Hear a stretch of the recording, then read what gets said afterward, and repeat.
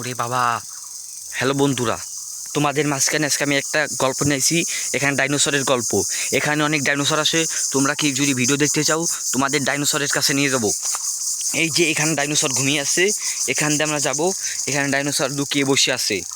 এখানে ঠিকই শুনেছো, এখানে আছে ডাইনোসর যারা পৃথিবীর আতঙ্ককারী সৃষ্টি করে। এই যে ডাইনোসর গাইস, একটু জুম করলে দেখতে পারবা।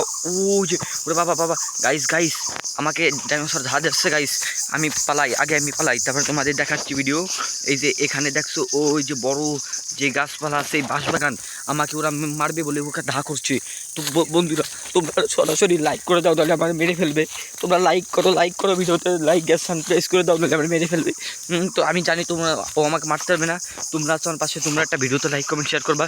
গাইস, তোমাদের দেখাবো আজকে আমি এমন একটি জঙ্গল, যে অ্যামাজন জঙ্গল। ওরা এখানে ডাইনোসরের আতঙ্কবাদীরা আছে। এখানে ডাইনোসররা গাইস, এই যে ওই যে দেখো বড় বড় সাপ।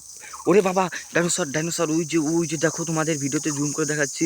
ওই যে মানুষের বাড়ি এটা গোপালগঞ্জ যাইছিলাম, গোপালগঞ্জের জায়গা। এখানে অনেক ডাইনোসর আছে, তোমরা শুধু দেখবা ভিডিওতে।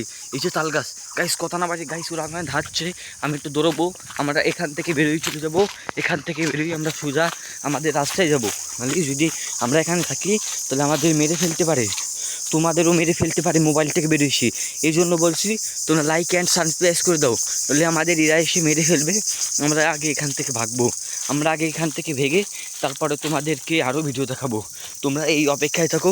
একটা ভিডিওতে একটা লাইক করে দাও, তাহলে পরে আরও মেলা ভিডিও আনতে পারবো। ধন্যবাদ।